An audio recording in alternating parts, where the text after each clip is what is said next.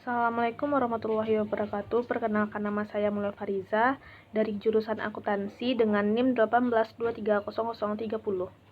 Di sini saya akan mereview artikel yang berjudul Memperkirakan Prevalensi Obesitas Dewasa di Tingkat Lingkungan berdasarkan faktor sosial ekonomi, perilaku, dan lingkungan binaan di New York City.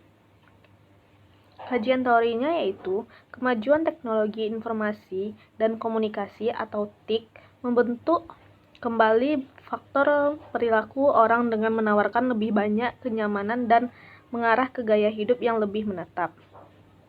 Popularitas makanan cepat saji dan perkembangan transportasi dan TIK mendorong orang untuk mengkonsumsi lebih banyak makanan cepat saji atau minuman manis dan mengurangi aktivitas fisik karena berjalan kaki setiap hari yang lebih pendek atau bersepeda jarak jauh membuat orang pada peningkatan risiko obesitas. Kasus yang kita bahas yaitu keluarga yang kekurangan secara sosial ekonomi lebih mungkin mengalami obesitas karena terbatasnya akses terhadap makanan sehat, misalnya buah-buahan dan sayuran, terbatasnya akses ke fasilitas rekreasi, misalnya ruang hijau, gym, taman bermain, dan sebagainya.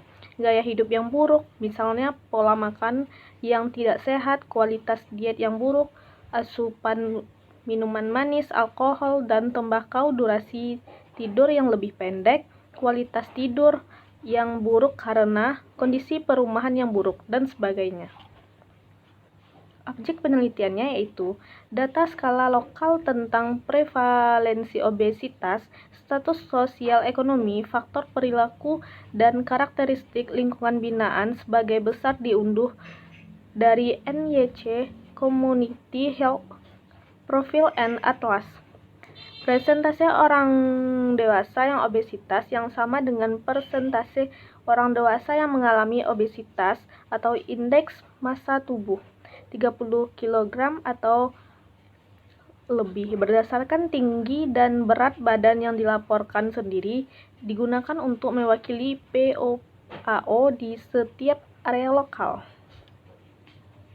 Teknik analisis datanya, data yang digunakan untuk mengukur POAO, karakteristik sosial ekonomi, karakteristik perilaku, dan karakteristik lingkungan binaan diperkenalkan. Selanjutnya, bagaimana mengukur POAO, karakteristik sosial ekonomi, karakteristik perilaku, dan karakteristik lingkungan binaan dijelaskan. Akhirnya, metode 2 langkah yang digunakan untuk memilih dan menetapkan model yang sesuai disajikan. Jadi, hasil penelitiannya dapat disimpulkan, sosial ekonomi dan lingkungan binaan, faktor perilaku membuat kontribusi yang signifikan secara statistik terhadap disparitas spasial di POAO. Anehnya, PAP tidak memberikan kontribusi yang signifikan secara statistik.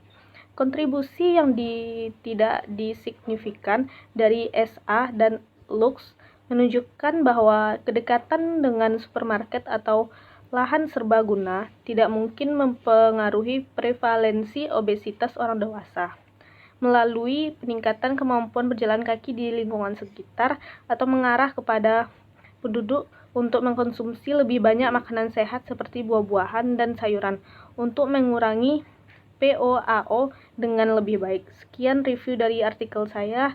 Jika ada kesalahan mohon dimaafkan. Assalamualaikum warahmatullahi wabarakatuh.